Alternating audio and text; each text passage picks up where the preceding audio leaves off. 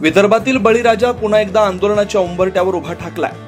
बेलोरा इथं पार पडलेल्या भव्य शेतकरी शेतमजूर महिला सभेत देशभरातील दिग्गज शेतकरी नेत्यांनी एकमुखानं हाक दिली। आता आत्महत्येची नाही तर हक्कासाठी लढाईची तयारी ठेवा।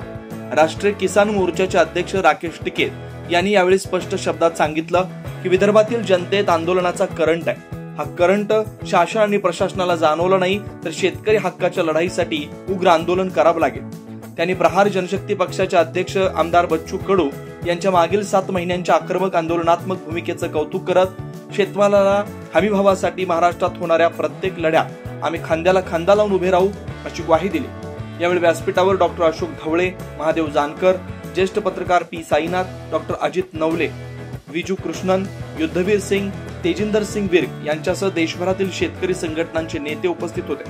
सभेत बोलताना बच्चू कडू यांनी सत्ताधाऱ्यांना जाहीर आव्हान दिलं, जातीपातीसाठी नागरिक एकत्र येतात, मग शेतकऱ्यांसाठी का नाही? राज्यात शेतकरी हिताचं सरकार नाही म्हणूनच 13 शेतकऱ्यांनी एका दिवसात आत्महत्या केल्या। आत्महत्यांच्या आकड्याने हादरलेल्या या महाराष्ट्रात आता एकच मार्ग उरलाय, संघर्ष।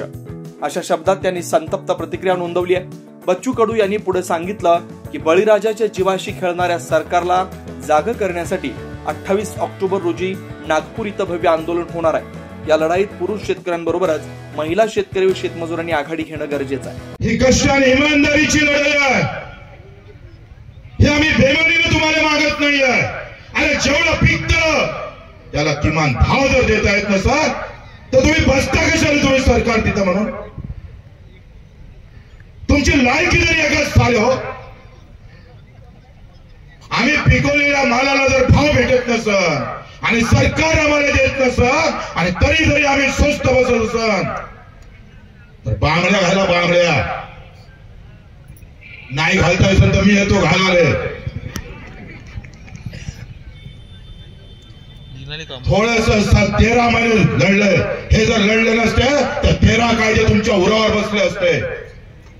तुम्ही ते 4000 ढवळे साहेबांनी सांगितलं 4000 आणि 17000 क्विंटल भावानं कापूस घेतलेला आहे, जास्त भावानं कापूस घेतलाय।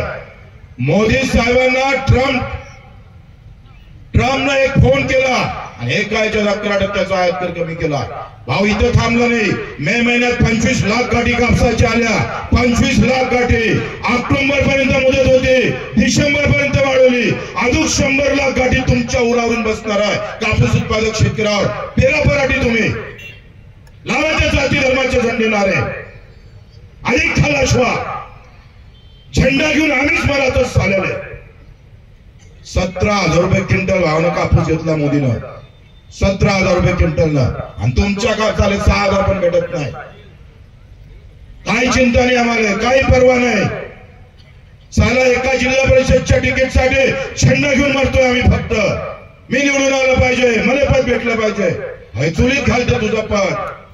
माझ्या शेतकऱ्याला भाव भेटला पाहिजे, आमदारकी वळून टाकू साल्या, हे आम्हाला काही राजकारण करायचं नाही याच्यात। माझ्या शेतकऱ्यासाठी लढायचं आहे। या भावना जपा, या भावना घेऊन समोर निघा। माझा फोटो काढला काय, त्याचा फोटो स्टेजवर होता काय? बिलकुल नाही। आज लढलो नाही तर येणारा काळ लढण्याची ताकद तुमच्यात राहणार नाही सांगतोय, आई भवानीच्या शक्तीनं सांगतोय।